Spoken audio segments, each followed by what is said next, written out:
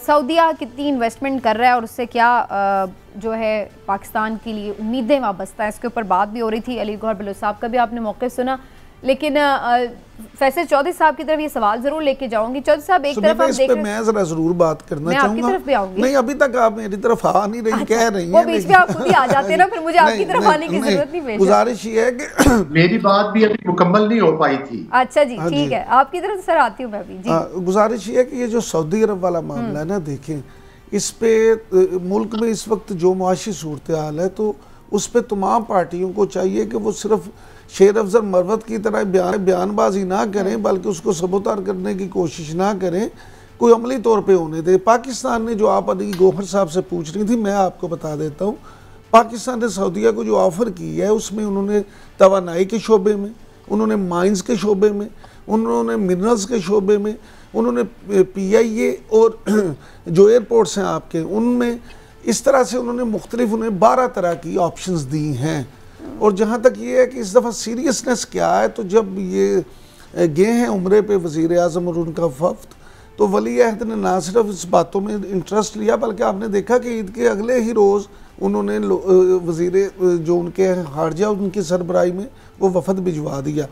तो अब 28-29 तारीख को मुमकिन तौर पर वज़ीर आज़म फिर जा रहे हैं। तो हमारी जो वज़ीर आज़म हाउस के ज़राए से बात हुई है, तो उनका ये कहना है कि इस दफ़ा बहुत जल्दी ना सिर्फ ये कि मुआहदे हो जाएंगे, बल्कि उन मुआहदों में अमल दरामद भी शुरू हो जाएगा। चलिए, अल्लाह करे ऐसा हो। जी गौहर बलोच साहब, आप भी बात मुकम्मल कर लें, मैं फिर चली जाऊंगी चौधरी साहब के पास। देखिए, बात यह है कि जिस तरह से कि अभी इलेक्शन के ऊपर भी तहफ़्फ़ुज़ात के ऊपर बात की गई, मुझे ये बताएं कि बड़ी ये बात की जाती है कि जनाब पॉलिटिकल पार्टीज जो हैं वो मतलब संजीदा नहीं है। पॉलिटिकल पार्टीज बिल्कुल संजीदा है। जब कश्मीर के ऊपर बात हुई थी, जब कोरोना के ऊपर बात हुई थी, हम लोग ऑपोजिशन में बैठे हुए थे, लेकिन इसके बावजूद कि उस वक्त की ऑपोजिशन को बड़ा विक्टिमाइज किया जा रहा था, लेकिन फिर भी मिसाके मईशत के ऊपर भी शहबाज शरीफ साहब ने बात की थी, हालांकि अपनी पार्टी की तरफ से भी इस बात के ऊपर तनकीद की गई थी उनके ऊपर, लेकिन इसके बावजूद हमने ऑपोजिशन में रहते हुए भी हाथ बढ़ाया। और दूसरी तरफ बानी PTI का ये रवैया था कि वो तो मीटिंग से उठ के चले गए थे, जो कोरोना के ऊपर मीटिंग थी जिसमें बिलावल भुट्टो साहब भी बैठे हुए थे और शहबाज शरीफ साहब भी बैठे हुए थे। और दूसरी गुजारिश ये है कि जिस तरह से अब इलेक्शन के तहफ़्फ़ुज़ात और संजीदगी पर बात होती है, तो मुझे बताएं कि ये इन्हीं का दौरे हुकूमत था जब डस्का में रंगे हाथों ये वोट चोरी करते हुए पकड़े गए थे। नेक्स्ट इलेक्शन EVM मशीनों के जरिए चुराने के जरिए असम्बली में जो कानून साजी की गई, वो असम्बली के जो भी तरीक़ाकार है, प्रोसीजर है, उसको बिल्डोज करके की गई और EVM मशीनों के ऊपर कानून साजी कर दी गई थी। और हालांकि आपको पता है कि अच्छा होता ना, अभी जो रौला पड़ा हुआ है वो मशीन्स के थ्रू बेहतर रिजल्ट आते हैं। अब तो ये जिस तरह का इलेक्शन हुआ है, इसको तो आपके अपने लोग नहीं मान रहे, ऑपोजिशन की तो बात दूसरी तरफ रही। हम मीडिया वालों में से आपको इतने लोग मिल जाएंगे जो आपको गवाहियां दे रहे हैं कि जिन्होंने फॉर्म 45-47 के फर्क देखे हैं, आपके अपने लोग नहीं मान रहे। चले हमें भी आप छोड़िए, तो फिर आप क्या ये इलेक्शन बहुत अच्छा था, बहुत साफ शफाफ था? जो जवेद लतीफ साहब ने बात की है, तो उसके बेनिफिशरी कौन है? उसके बेनिफिशरी उन्होंने शेखुपुरा की सीटों की बात की है, और उधर से जीता कौन है? उधर से PTI जीती है। जाहिर है वो मतलब है कि अब वो जो भी नाम उन्होंने रखा है, खैर वो एक अलग बात है, लेकिन उधर से उसके बेनिफिशरी तो ये हैं। तो वो तहफ़्फ़ुज़ात तो हमारे भी हैं, लेकिन उसके लिए ये है कि कंसर्न फोरम्स के ऊपर जाएं। उसका ये तो नहीं कि दोबारा से मुल्क में जो है वो एहतजाज, हंगामे और मतलब है कि ये सूरत हाल हो। हाँ, जब ऑपोजिशन जो है वो संजीदगी से अगर बात करना चाहेगी तो हुकूमत जरूर उनसे बात करने के लिए तैयार है। और इन तमाम चीजों, सर ऑपोजिशन नहीं बात करना चाह रही होती, हुकूमत को ही हाथ बढ़ाना पड़ता है। हम हमेशा यही देखते हैं कि हुकूमत की बेनिफिट में ये चीज़ होती है कि मुल्क में एक बेहतर माहौल हो, ये हुकूमत को सूट करता है ताकि वो डिलीवर कर सके, इसलिए हुकूमत को इस सिलसिले में पहल करनी होती है। आपने बात की ऑपोजिशन को उस वक्त विक्टिमाइजेशन का निशाना था, इस वक्त जो ऑपोजिशन है वो कौन सा फूलों की सेज पे बैठी हुई है, सारी ऑपोजिशन लीडरशिप जो है वो जेलों में वाक़यात में मुलव्वस है और उन मुकदमात को सर बहुत सारे ऐसे भी हैं जो 9 मई में नहीं है लेकिन जेलों में है। चलिए अभी इस बात को, इस पे 9 मई पे मेरा है नहीं सर मौजूद हो रही है, अभी भी उनकी सहूलतकारी हो रही है। जब ये कहा जाता था गुड टू सी यू कहा जाता था और वजीर आजम की प्रोटोकॉल वाली गाड़ी में सर बस छोड़ दें अब इस पे बात सर बड़ी अलग चली जाएगी। जिस तरह मिनटों में केसेस माफ हुए हैं ना, पूरी जरदारी फैमिली के भी, शरीफ फैमिली के, फिर उस तरफ जाएंगे, फिर वो बात हो जाएगी शुरू। मिनटों में नहीं हुई, 2-2, 250-250 पेशियां हुई हैं। चलें छोड़ दें, अब मैं इस पे सर मौजूद नहीं है ना, अब दूसरी तरफ ले जाते हैं। मुझे आज के ऊपर बात हो लेने दें। वो भी सर, वो भी सालों से जो साल उनको भी हो चले हैं, 10-10 महीनों से जेल में है।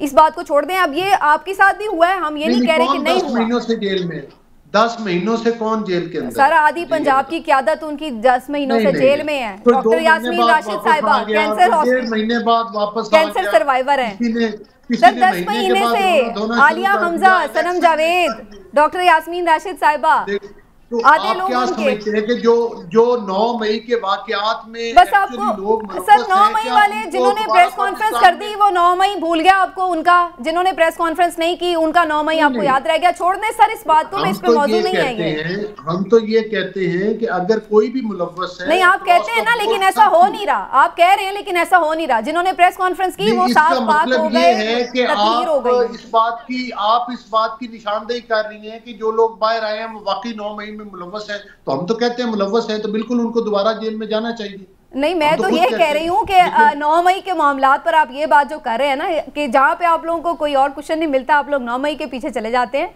अब इस बात को आप देख लें, जिन्होंने सजाएं देनी है उनको दें, जो आपकी लीडरशिप उनकी बेकसूर है उसको रिहा करें। 10-10 महीने से खवातीन जेलों में है, अब काफी हो गया। इस तरह नहीं हो सकता। एक सनम जावेद 10 जगहों पर एक वक्त में कैसे तकरीबकारियां कर सकती है कि वो मियां वाली में भी जलाओ गिराव कर रही थी, वो लाहौर में भी कर रही थी। सर ऐसी चीजों को डिफेंड ना किया करें। आज पीटीआई वाले भी इन्हीं चीजों को डिफेंड करते हैं तो शर्मिंदा होते हैं। आप लोग भी इन तमाम अनासिर के खिलाफ सबूत मौजूद हैं सर।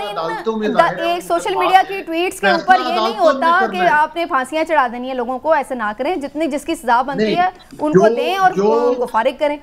जो जिस जुर्म में मुलव्वस है उसको उसकी सजा जरूर मिलनी चाहिए। जो यही तो मैं कह रही हूँ सर, जो मुलव्वस है उसको सजा दें। अभी तो सूरत हाल ये 10-10 महीनों से चलान ही नहीं पूरे हो रहे, एक मुकदमों में जाते हैं और दूसरे में। बहरहाल मेरा ये टॉपिक नहीं था, बिला वजह इसमें मुझे उलझा रहे हैं। मेरा जो सवाल था वो चौधरी साहब से नहीं गया। मैं तो ये कह रहा हूँ कि आप उनके साथ इज़हारे हमदर्दी जरूर करें जो बेगुनाह लोग हैं, लेकिन उनके साथ ना करें जो एक्चुअली मुलव्वस है। नहीं हम उनके साथ नहीं करते सर, उनको तो हम कह रहे हैं सजा दे दें आप। अली गौहर साहब, हम आपसे ज्यादा पुरजोर इसरार करते हैं कि जो नई में मुलव्वस हैं 9 मई में उनको सख्त से सख्त कानून के मुताबिक सजाएं दी जाएं, लेकिन जो नहीं मुलव्वस उनको रिहा कर दे। ये एक लफ्ज की मैं बात कर रही हूँ। बहरहाल उनको भी रिहा, जाहिर है मुकदमात हैं, अदालतों में होने हैं। हम जरूर, हम तो कहते हैं, मैं आपके प्रोग्राम में बैठ के कह रहा हूँ जो बेगुनाह है। चले अब इस बात पे इत्तेफाक हो गया, अब इसको छोड़ दें। जी चौधरी साहब, अब इस बात पे आ जाते हैं। सऊदी अरब का डेलीगेशन आया हुआ है, वो यहाँ पर इन्वेस्टमेंट की बात कर रहा है और उधर से शेर अफजल मरवत साहब की तरफ से अजीबोगरीब सा बयान आ जाता है और ख़ुद पीटीआई भी उससे ऐलान ला ताल्लुकी कर रही है। खान साहब ने भी उसको नापसंद किया। आपको क्या नज़र आता है, इसका कोई जानबूझ के उन्होंने इस टाइम पे ये बयान दिया है और क्या उन्हें ज़रूरत पेश आई थी ऐसे गैर जिम्मेदाराना बयान की जो खुद उनका पार्टी भी उनकी ओन नहीं कर रही? शेर अफजल साहब का बयान जो है ना वो इतनी अहमियत का अमल है और ना ही उसको डिस्कस करने की ज़रूरत है। जब पार्टी ने उससे डिस्कस कर लिया है तो वो खुद भी रोज़ है कैसी वो बोंगी सी बात कर देते हैं, उसके बाद वो वजाहत देना शुरू कर देते हैं।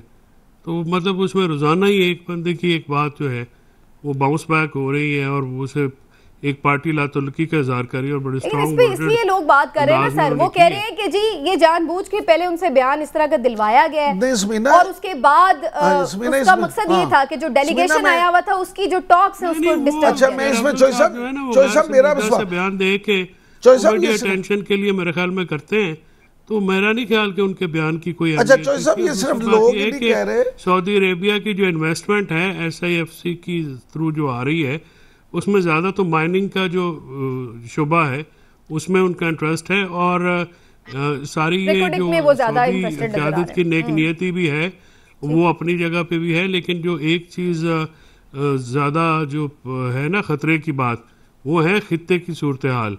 ये जो गल्फ जो है वो इस वक्त वॉर। सर इस पे मुझे बात करनी है ब्रेक के बाद। आज सबने अपना अपना रनडाउन खुद चलाना है, एंकर को ये मौका नहीं मुझे देना लगता है। एक इस पे कर दूं कि सिर्फ लोग ही नहीं कह रहे बल्कि असेंबली के फ्लोर पे वफाकी वज़ीर इत्तलात और नशरियात अता तारर साहब ने भी ये इल्ज़ाम आयद किया है कि शेर अफजल मरवत साहब ने ये जानबूझ के उनको सऊदी जो इन्वेस्टमेंट है और सऊदीज़ को उस ये सारी कोशिश को डिस्ट्रॉय करने के लिए ये बयान दिया।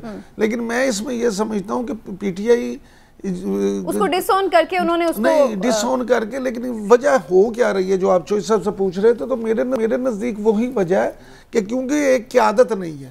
इमरान खान के पीछे जाने के बाद इतने वो बन गए ना उनके लीडर कि हर लीडर को नई बात कर देता और दूसरे उसकी तरदीदें करते फिरते। लीडरशिप का फुकदान है जिसकी वजह से एक कन्फ्यूजन हमें नजर आती है।